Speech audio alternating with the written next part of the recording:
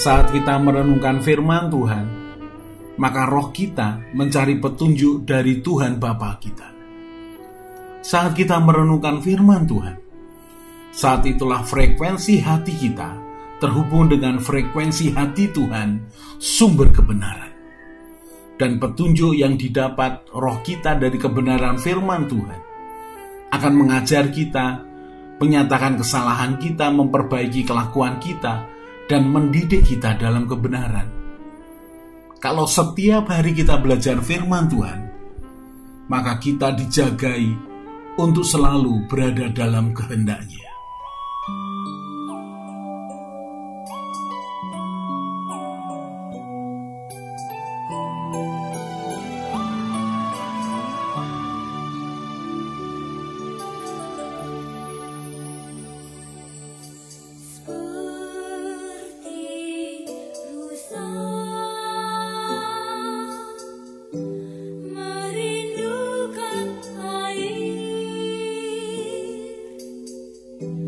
Begitu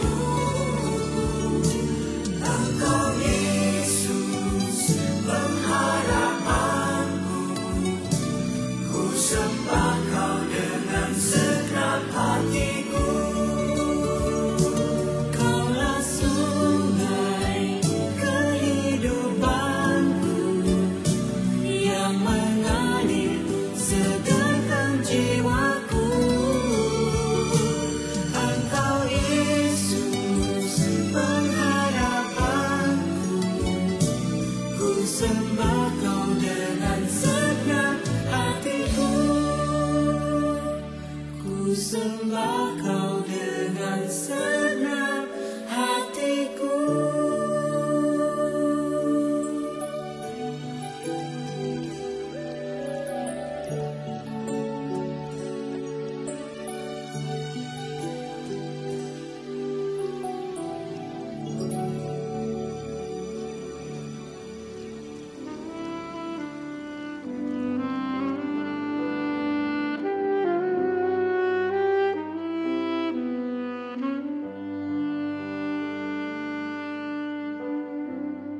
Amsal 23 ayat 17 dan 18. Janganlah hatimu iri kepada orang-orang yang berdosa, tetapi takutlah akan Tuhan senantiasa.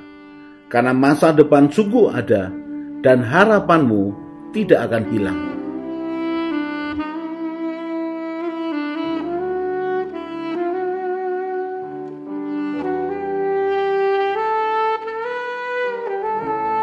Orang yang mengalami Tuhan, mengalami akan mujizat dan pertolongan Tuhan, harus menjaga hatinya supaya sungguh-sungguh ia selalu berpaut kepada Tuhan. Dia harus menjaga hatinya supaya ia sungguh-sungguh hanya berharap kepada Tuhan, tidak berharap kepada yang lain. Orang yang memiliki pengalaman demi pengalaman dengan Tuhan, dia harus sadar bahwa dia adalah manusia yang harus selalu menjaga hatinya di hadapan Tuhan. Ketika dia lengah mulai melihat akan kekuatannya sendiri, ketika matanya tidak tertuju kepada Tuhan, matanya yang tidak melihat Tuhan bahwa Tuhan pernah menolong hidupnya, maka dia mulai menggeserkan hatinya kepada kekuatan manusia. Kita akan belajar dari Raja Yehuda yang bernama Asa. Raja Asa, Raja Yehuda ini memulai akan pemerintahannya dengan luar biasa. Dia mencari Tuhan, dia memerintahkan rakyatnya untuk mencari Tuhan, dia mengalami pertolongan Tuhan. Tetapi kita harus belajar bahwa berpaut kepada Tuhan itu harus dijagai seumur hidup. Kesetiaan kepada Tuhan itu dibuktikan seumur hidup. Saya bacakan 2 Tawarik pasal yang ke-14 ayat yang kedua. Asa melakukan apa yang baik dan yang benar di mata Tuhan Allahnya. Ia menjauhkan mezbah-mezbah asing dan bukit-bukit pengorbanan, memecahkan tugu-tugu berhala dan menghancurkan tiang-tiang berhala. Ia memerintahkan orang Yehuda supaya mereka mencari Tuhan, Allah nenek moyang mereka, dan mematuhi hukum dan perintah. Ia menjauhkan bukit-bukit pengorbanan dan pedubaan-pedubaan dari segala kota di Yehuda, dan kerajaan pun aman di bawah pemerintahannya. Ayat yang ke-6. Karena negeri itu aman dan tidak ada yang memeranginya di tahun-tahun itu, ia dapat membangun kota-kota benteng di Yehuda. Tuhan mengaruniakan keamanan kepadanya. Keamanan yang diberikan Tuhan merupakan upah ketika Raja Asa mulai menjauhkan mezbah-mezbah asing, bukit-bukit pengorbanan. Kemudian dia memerintahkan orang Yehuda untuk mencari Tuhan. Maka Tuhan memberikan keamanan kepadanya. Sungguh kisah yang menyenangkan, kisah yang menggembirakan ketika Raja Yehuda memutuskan untuk memimpin rakyatnya mencari Tuhan. Keamanan diberikan kepadanya. Dan yang menarik adalah ada peristiwa di mana dia harus berperang melawan orang-orang Ethiopia. Saya baca mulai ayat yang ke-8. Pasukan-pasukan Asa yang dari Yehuda jumlahnya 300.000 orang yang membawa perisai besar dan tombak, dan yang dari Benyamin jumlahnya 280.000 orang yang membawa perisai kecil sebagai pemanah. Mereka semua pahlawan-pahlawan yang gagah perkasa. Ayat yang ke-9. Serah orang Ethiopia itu maju berperang melawan mereka dengan tentara sebanyak 1.000.000 orang dan 300 kereta. Ia sampai ke Maresa. Lalu Asa maju menghadapinya. Mereka mengatur barisan perangnya di lembah Sefata dekat Maresa. Ayat yang ke-11 ini menarik sekali. Mengapa? Karena menunjukkan bagaimana Asa itu mengandalkan Tuhan. Kemudian Asa berseru kepada Tuhan Allahnya Ya Tuhan, selain daripada Engkau, tidak ada yang dapat menolong yang lemah terhadap yang kuat. Tolonglah kami ya Tuhan Allah kami, karena kepadamu-lah kami bersandar dan dengan nama-Mu kami maju melawan pasukan yang besar jumlahnya ini. Ya Tuhan, Engkau Allah kami, jangan biarkan seorang manusia mempunyai kekuatan untuk melawan Engkau. Asa berseru-seru kepada Tuhan. Asa berharap kepada Tuhan. Dan Asa mengatakan tidak ada yang dapat menolong yang lemah terhadap yang kuat kecuali Engkau. Ayat yang ke-12. Dan Tuhan memukul kalah orang-orang Ethiopia itu di hadapan Asa dan Yehuda. Orang-orang Ethiopia itu lari lalu dikejar oleh Asa dan laskarnya sampai ke Gerar. Dari orang-orang Ethiopia itu amat banyak yang tewas sehingga tidak ada yang tinggal hidup karena mereka hancur di hadapan Tuhan dan tentaranya.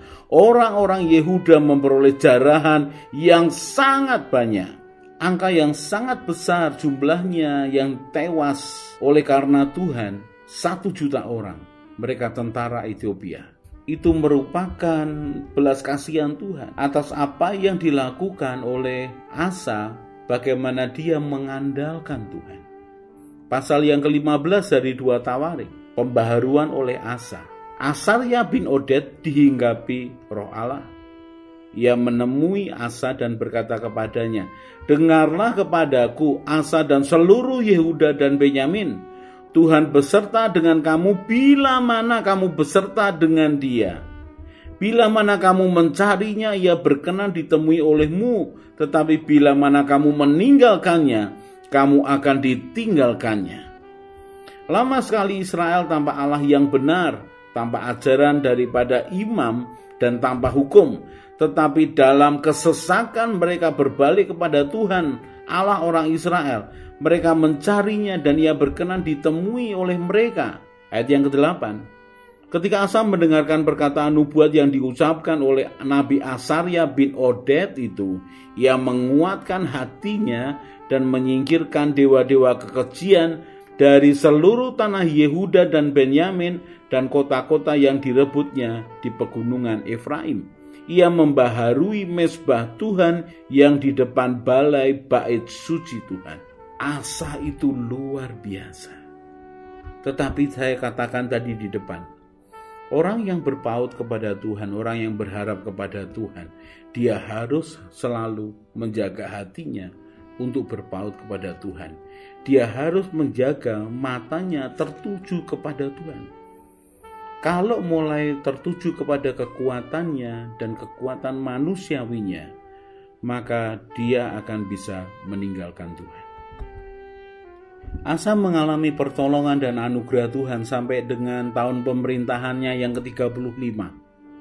Tetapi ketika mulai memasuki pemerintahannya yang ke-36, maka ada satu peristiwa di mana Raja Baesa, Raja Israel, pada waktu itu Israel dan Yehuda mereka berperang satu sama lain, perang saudara. Di dalam 2 Tawarik 16 ayat yang pertama dikatakan, pada tahun ke-36 pemerintahan Asa, majulah Baesa Raja Israel hendak berperang melawan Yehuda. Ia memperkuat Rama dengan maksud mencegah lalu lintas kepada Asa Raja Yehuda. Apa yang dilakukan oleh Baesa? Dia memperkuat Rama karena Rama adalah jalur untuk lalu lintas Raja Yehuda. Tetapi yang menyedihkan adalah ketika Raja Yehuda, Asa ini, dia minta tolong kepada Raja Aram. Ayat yang kedua, lalu Asa mengeluarkan emas dan perak dari perbendaharaan rumah Tuhan dan dari perbendaharaan rumah raja dan mengirimkannya kepada Ben-Hadad Raja Aram yang diam di Damsyik dengan pesan, ada perjanjian antara aku dan engkau, antara ayahku dan ayahmu. Ini kukirim emas dan perak kepadamu. Marilah batalkanlah perjanjianmu dengan Baesa Raja Israel, supaya ia undur daripadaku. Lalu Ben-Hadad mendengarkan permintaan Raja Asa. Ia menyuruh panglima-panglimanya menyerang kota-kota Israel. Ayat yang ke-7. Pada waktu itu datanglah Hanani, pelihat itu kepada Asa raja Yehuda, katanya kepadanya, karena engkau bersandar kepada raja Aram dan tidak bersandar kepada Tuhan Allahmu, oleh karena itu terluputlah tentara raja Aram dari tanganmu. Ayat yang ke-8, dia diingatkan akan pertolongan Tuhan sekian puluh tahun yang lalu. Bukankah ayat yang ke-8, bukankah tentara orang Ethiopia dan Libya besar jumlahnya, kereta dan orang berkudanya sangat banyak, namun Tuhan telah menyerahkan mereka ke dalam tanganmu karena engkau bersandar kepadanya. Karena mata Tuhan menjelajah seluruh bumi untuk melimpahkan kekuatannya kepada mereka yang sungguh-sungguh terhadap dia. Dalam hal ini engkau telah berlaku bodoh. Oleh sebab itu, mulai sekarang ini engkau akan mengalami peperangan.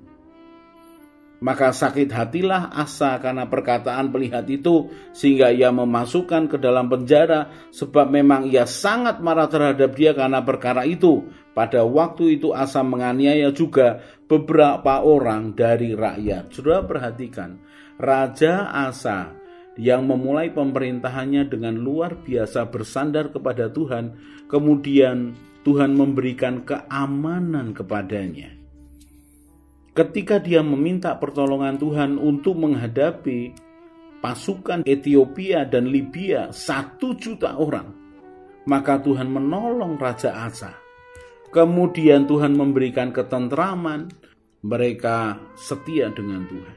Saya perhatikan, ketika Asa mulai menggeser hatinya, tidak berpaut kepada Tuhan, maka dikatakan di ayat yang ke-9, mulai sekarang ini engkau akan mengalami peperangan. Saudaraku, kita ini membutuhkan rasa aman dalam kehidupan kita. Rasa aman karena Tuhan. Ketika kita mendapatkan rasa aman, kita mendapatkan keamanan dalam hidup kita. Aman dalam segala hal. Aman secara rohani, aman secara ekonomi, aman secara hubungan, aman secara masa depan, maka kita ini bisa membangun. Dan ketika kita tetap bersandar kepada Tuhan, maka penyertaan Tuhan dan keamanan yang dari Tuhan itu akan tinggal tetap. Tetapi kita belajar dari Asa, ketika Asa meninggalkan Tuhan, Asa mulai meminta pertolongan kepada manusia, maka Tuhan ditinggalkan. Dan ketika Tuhan ditinggalkan, maka peperangan mulai muncul. Dan Asa menjadi tinggi hati. Asa tidak menerima nasihat dari Hanani kepadanya. Dan itu merupakan akhir dari hidupnya. Alkitab tidak menceritakan lagi akan apa yang dilakukan yang baik. Bahkan dia ketika tahun ke-39 pemerintahannya, dia sakit, kemudian semakin parah. Dan yang menyedihkan adalah dia tidak mencari Tuhan. Dia meminta pertolongan dari tabib-tabib. Saudaraku, mari bersandar kepada Tuhan, karena ada upah buat setiap orang yang mencari Tuhan. Mari percaya kepada Tuhan. Dia akan berikan keamanan, Dia akan berikan masa depan buat kita yang selalu bersandar kepadanya, buat kita yang percaya akan pertolongannya.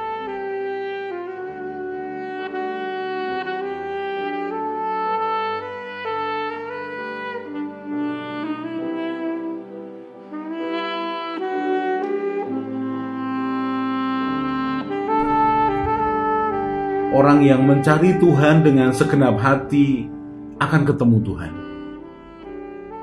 Orang yang percaya dan mengandalkan Tuhan akan seperti pohon yang ditanam di tepi aliran air.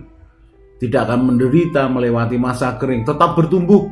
Hatinya bersuka cita dan terus berbuah. Karena harapannya kepada Tuhan Yesus yang menyelamatkannya, dan dia akan tertawa tentang masa depan. Ia akan terus berjalan bersama Tuhan, semakin kuat, semakin semangat. Mari kita berdoa. Tuhan Yesus, berikan kerelaan dan kesetiaan yang sama ketika Engkau melaksanakan tugasmu di dunia. Tuhan Roh Kudus penolongku, ajari aku semakin mengenal Tuhan Yesus dan Bapa Surgawiku, bahwa aku berjalan mengikuti jejak-Mu, Gembalaku yang baik, berjalan bersama Tuhan senantiasa. Amin. Saya Yosea Kristiono, Gembala Jemaat JK Injil Keselamatan Semarang. Tetap percaya, tetap semangat. God bless.